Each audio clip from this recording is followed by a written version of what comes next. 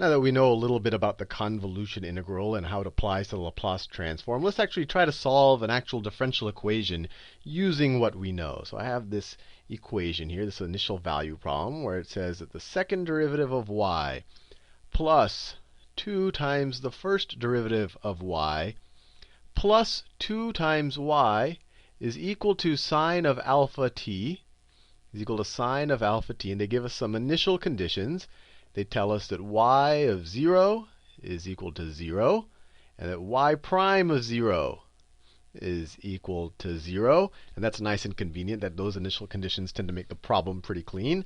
But let's get to the problem. So the first thing we do is we take the Laplace transform of both sides of this equation. The Laplace transform of the second derivative of y is just s squared. This should be a bit of second nature to you by now. It's s squared times the Laplace transform of y, which I'll just write as capital Y of s, minus s. So we start with the same degree as the number of derivatives we're taking, and then we decrement that every time, minus s times y of 0. You kind of think of this as the integral, and you take the derivative once, although this isn't exactly the derivative of that, minus, you decrement that 1, you just have a 1 there, y prime of 0. And that's the Laplace transform of the second derivative. Now we have to do the Laplace transform of 2 times the first derivative. That's just going to be equal to plus 2 times s y of s, s times the Laplace transform of y, that's that there, minus y of 0. And we just have 1 left. The Laplace transform of 2y, that's just equal to plus 2 times the Laplace transform of y. And then that's going to be equal to the Laplace transform of sine of alpha t. Laplace transform of sine of alpha t. We've done that a multiple times so far. That's just alpha over s squared plus alpha squared. Now the next thing we want to do is we want to separate out the Laplace transform of y terms, or the y of s terms. Actually, even better, let's get rid of these initial conditions. Y of 0 and y prime of 0 are 0, so this term is 0, that term is 0, and that term is 0.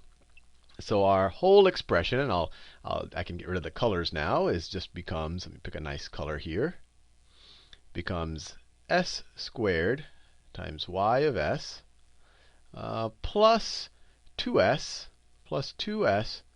y of s, that's that term right there, plus 2y of s is equal to, the right-hand side, is equal to alpha over s squared plus alpha squared. Now let's factor out the y of s, or the Laplace transform of y.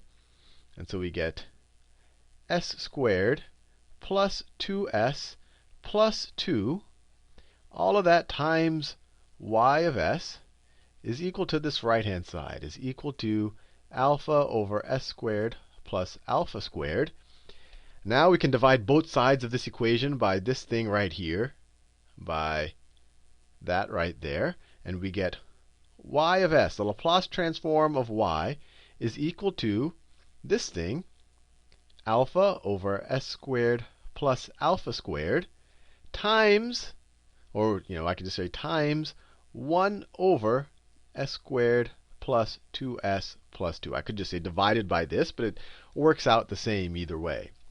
Now, what can we do here? Remember, I was doing this in the context of convolution, so I want to look for a Laplace transform that looks like the product of two Laplace transforms. I know what the inverse Laplace transform of this is. In fact, I just took it. It's sine of alpha t. So if I could figure out the inverse Laplace transform of this, I can at least express our function y of t at least as a convolution integral, even if I don't necessarily solve the integral. From there, it's just calculus, or if it's an unsolvable integral, we can just use a computer or something, although you can actually use a computer to solve this. So yeah, you might skip some steps even going through this. But anyway, let's just try to get this in terms of a convolution integral. So what can I do with this? This is, let's see, this isn't a perfect square. So if this isn't a perfect square, the next best thing is to try to complete the square here. So let's try to write this as a, so let's see, if I write this as s squared plus 2s plus something plus 2. Right? I just rewrote it like this. And if I wrote this as s squared plus 2s plus 1, that becomes s plus 1 squared. But if I add a 1, I have to also subtract a 1. I can't just add 1s arbitrarily to things. So if I add 1, I have to subtract a 1 to cancel out with that 1. So I really haven't changed this at all. I just rewrote it like this. But this now, I can rewrite this term right here as s plus 1 squared. And then this becomes plus 1.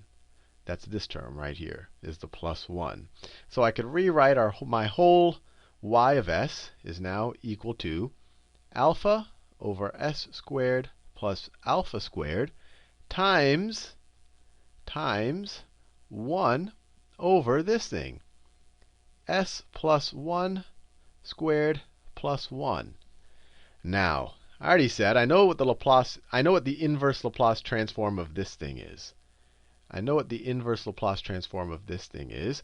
Now I just have to figure out what the inverse Laplace transform of this thing is, of this, let me pick a nice color, of this blue thing in the blue box, and then I can express it as a convolution integral. And how do I do that? I could just do it right now. I could just immediately say that y of t, let me write this down, y of t.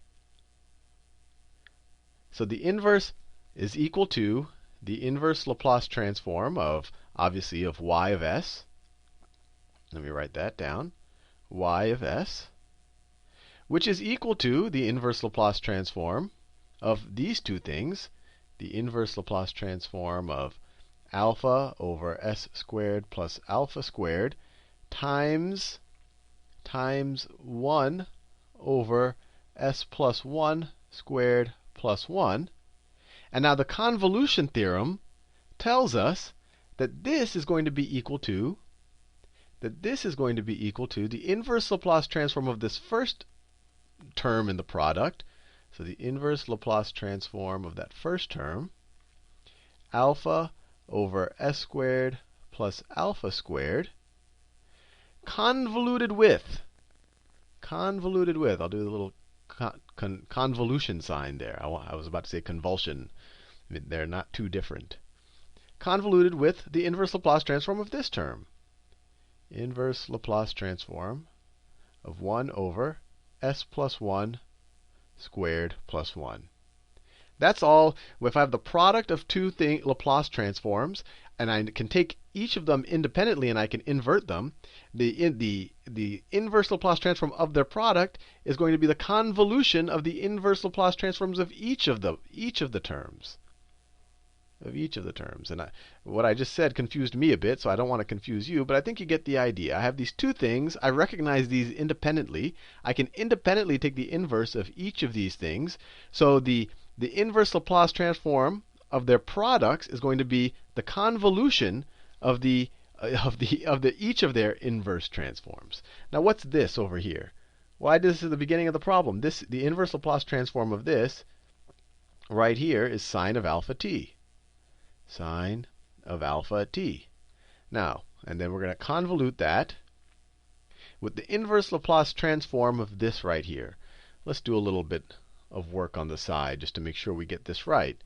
So the Laplace transform of sine of t is equal to 1 over s squared plus 1. That looks like this, but I was shifted. I was shifted by minus 1. Right? You might remember that the Laplace transform of e to the at sine of t, when you multiply e to the at times anything, you're shifting its Laplace transform. So that will be equal to 1 over s minus a squared plus 1. And now we have something that looks we essentially shifted it by a. So now we have something that looks very similar to this.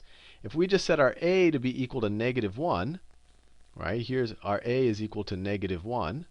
Then it fits this pattern. This is s minus negative 1. S minus negative 1. So the inverse Laplace transform of this thing right here is just e to the a, which is minus 1. So minus 1t times sine of t. Times sine of t. So this is the solution to our differential equation, even though it's not in a pleasant form to look at. And we can, if we want to, express it as an integral. I'm not going to actually solve the integral in this problem because it gets hairy and it's not even clear that, well, I won't even attempt to do it. But I just want to get into a form, and from there it's just integral calculus. Or maybe a computer. Let's see. So this is equal to, what's the convolution of these two things? It's the integral from 0 to t of sine of the first function of t minus tau. So I could write this. Well, I can actually switch, and I haven't shown you this, but we can switch the order either way. But actually, let me just do it this way. So it's sine, I could write this as sine of out t minus tau times alpha. I'm taking the sine of all of those things, times e to the minus tau sine of tau d tau. That's one way that if I wanted to express the solution of this differential equation as an integral, I could write it like that. And it actually should be kind of obvious to you that this could go either way. Because when I wrote it, when it was a product up here, obviously a product the order does not matter. I could write it this term first, or I could write that term first. So if regardless of which term is written first, I could take the same principle would apply. And I'll formally prove it in a future video. So we could have also done it the other way. We could have written this expression as e to the minus t sine of t convoluted with sine of alpha t. And that would be equal to the integral from 0 to t of e to the minus t minus tau sine of t minus tau times sine of alpha tau d tau. So these are equivalent. Either of these would be an acceptable answer if you have a test where, and normally on a test like this, the teacher won't expect you to actually evaluate these integrals. The teacher will just say, get it into an integral just to kind of see whether you know how to convolute things and get your solution to the differential equation at least into this form. Because from here it really is just, I won't say basic calculus, but it's non-differential equations. So hopefully this second example with the convolution to solve an inverse transform clarified things up a little bit.